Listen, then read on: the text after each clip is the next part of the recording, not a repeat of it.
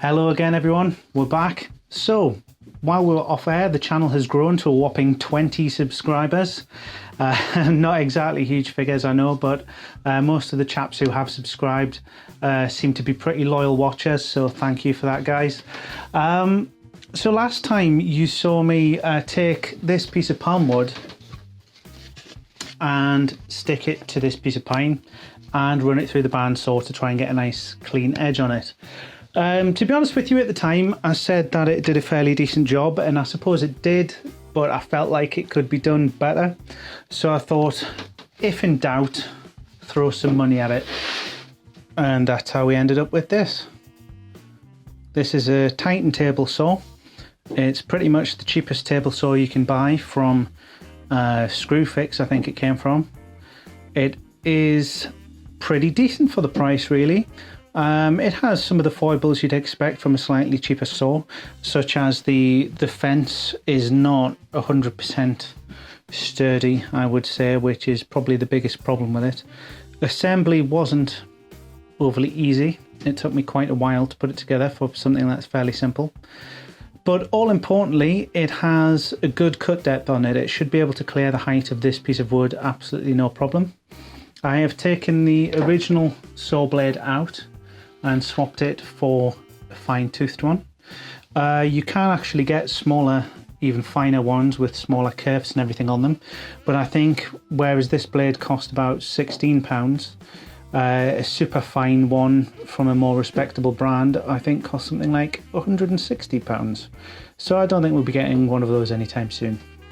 So the plan today is see if this piece of wood will actually run through the saw okay, and if it will, we should be able to get a multi-laminate neck blank done. Someone did ask me what a multi-laminate neck actually is, just in case anyone's not clear on that. What it basically involves is taking your main piece of wood that you're going to make the neck out of, splitting it down the middle and inserting 2 or 3 or even 5 strips of different kinds of wood. And what that does is it means you get some different woods with different grain direction, if you like, going up the center of your neck, which in theory makes it more stable and less prone to twisting, because if you've just got one continuous piece of wood, as it dries out or expands or anything like that, it'll tend to curve or bend in one direction. Whereas if you've got lots of different pieces of wood with grain pointing in different directions, it just tends to make it a little bit more stable. It's very much in fashion at the moment. I think Crimson Guitars have probably got a lot to do with that, because they tend to do a lot of multi-laminate necks. But I mean, I've got a guitar at home that was made in the 70s and that's got a multi-laminate neck, so it's not really anything new, but it is, as far as structure is concerned, a really good idea. So time to make some noise and lose some fingers. So a brief note on setup. I've already used the set square to make sure that the blade is definitely at 90 degrees in relation to the table. The fence is sturdy enough, I think. I can't really move it unless I'm quite forceful with it. So I think it should be okay as is. We're aiming to run it through, take off this strip here, and in addition to that, about ½ a centimetre all the way along off this side as well. Let's do it.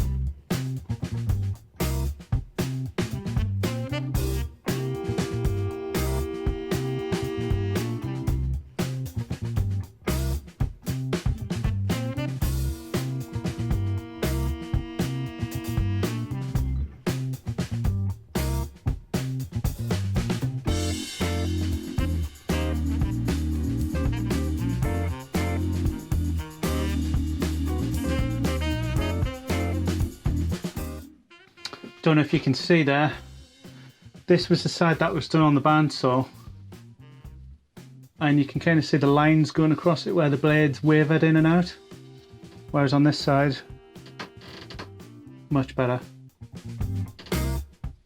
Looks promising.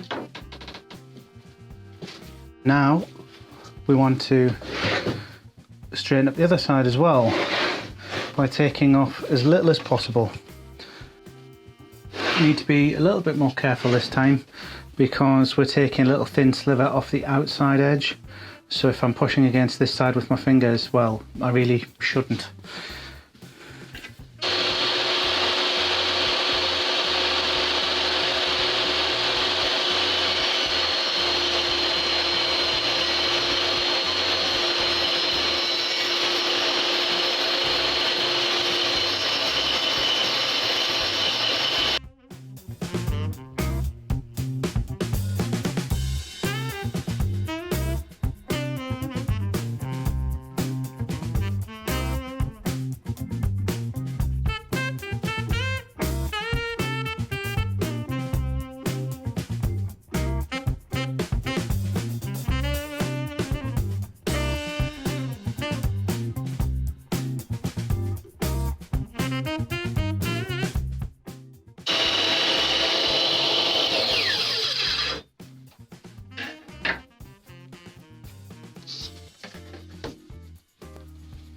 So now that we are confident both of these sides are nice and straight in relation to each other,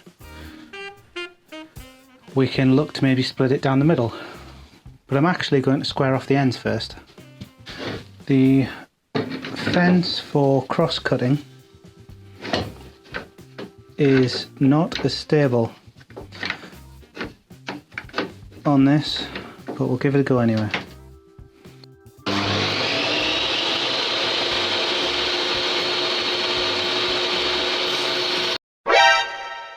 Please mind the gap between the train and the platform.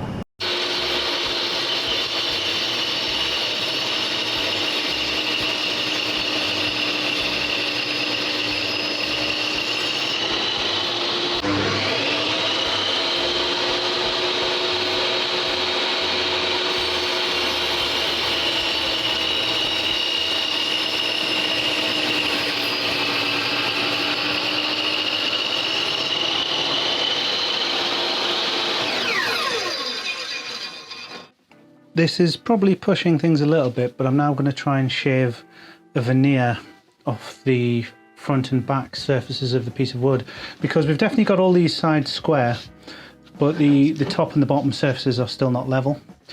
So, or rather they're not square to the sides that we've already cut. So thankfully it is within the range of this bandsaw to be able to do that, so we'll give it a little go.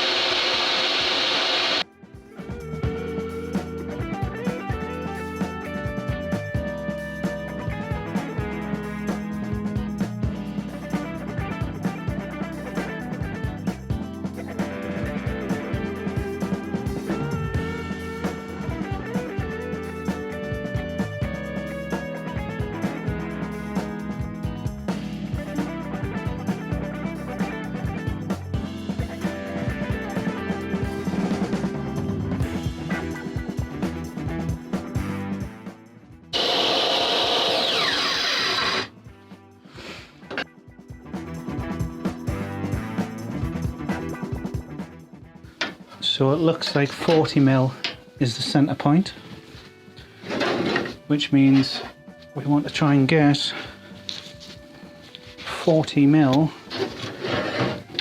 to be bang on in the middle of the saw. The blade itself has a kerf of about 2mm, which means it's actually going to remove about 2mm worth of material just from the cutting action. In the middle, so although the piece starts out as 80mm thick, we're going to end up with two halves which are about 19mm thick. Is that right? No, 39mm thick, sorry. Possibly slightly less. Well, I only really get one shot at this. Wish me luck.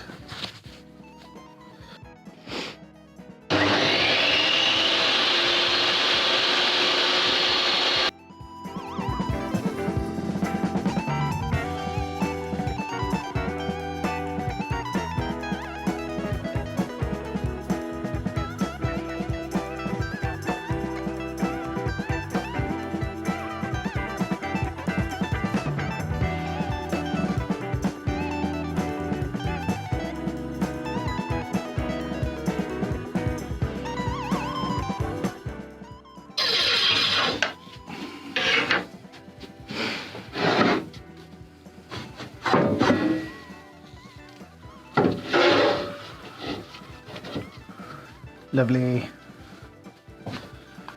This doesn't really have a traditional grain structure, but normally the done thing is to actually reverse the pieces like such, so that the grain runs in opposite directions. So I'll do that and just quickly mark which sides go together.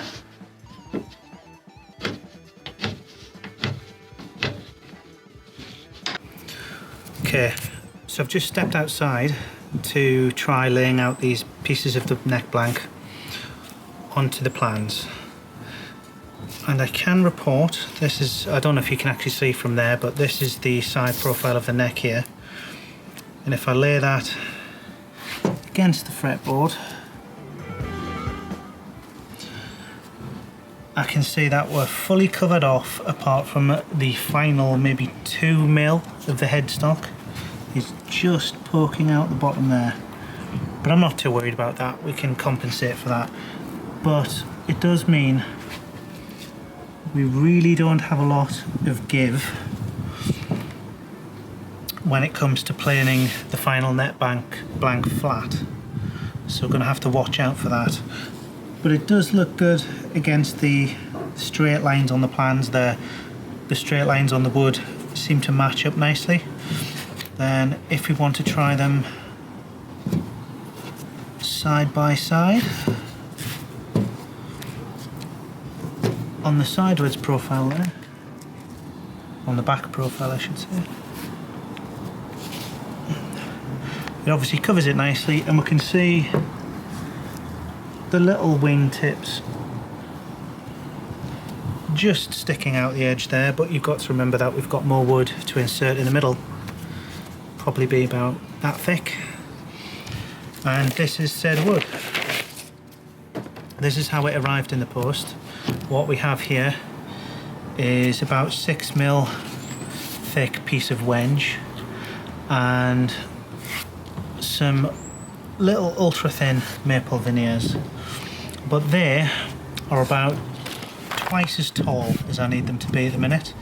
So I'm actually just going to quickly run those through the table saw and cut them to half height, and that means we've got some spare pieces to use on another guitar later.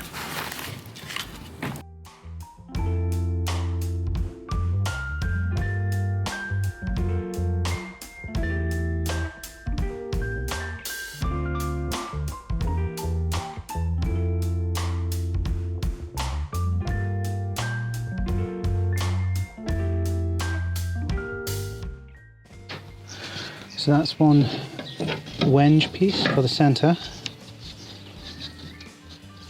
The veneer should be thin enough that I can just cut it with a scalpel blade.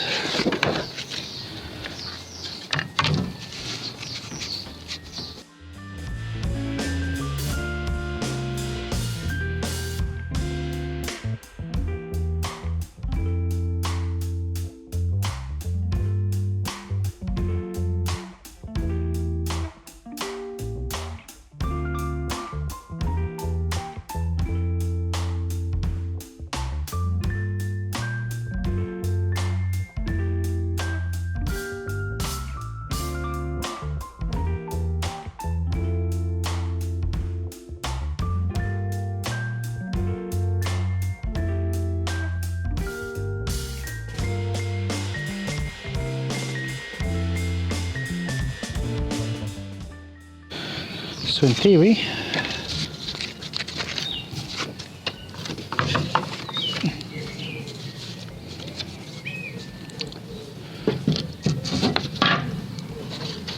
that is our wood sandwich, if you like. And it will look something like this.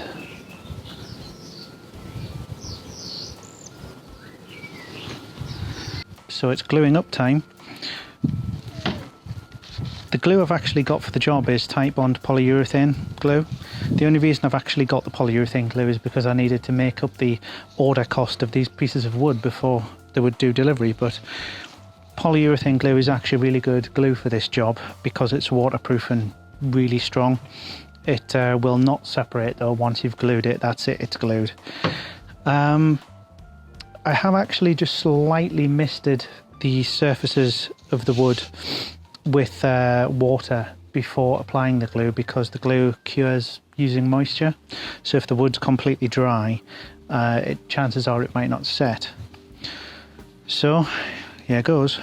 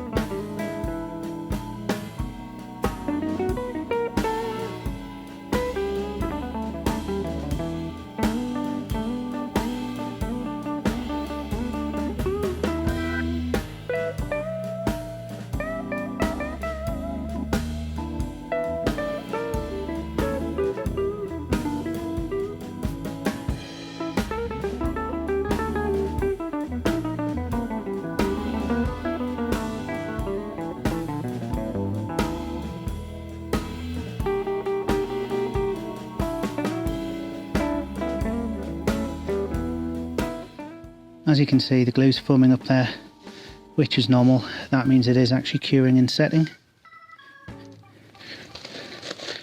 Could take about 4 hours or so to set fully. It was difficult when we've got such a small margin to work with the two bits of palm. With having the oversized laminate pieces in the middle, it meant I couldn't really get them perfectly lined up. So I've done the best I can by eye, but we should be okay. So that's it for today. The neck blank is now glued up and clamped up. Hopefully the geometry of it's not too bad. I know we had a little mishap when we did the book matching on the cap. I've tried to take a little bit more care with it this time. It's probably not going to be perfect because it pretty much was done by eye. But as for the grand reveal, to see what it looks like when it's dried, well, you'll just have to wait till next time. Goodbye.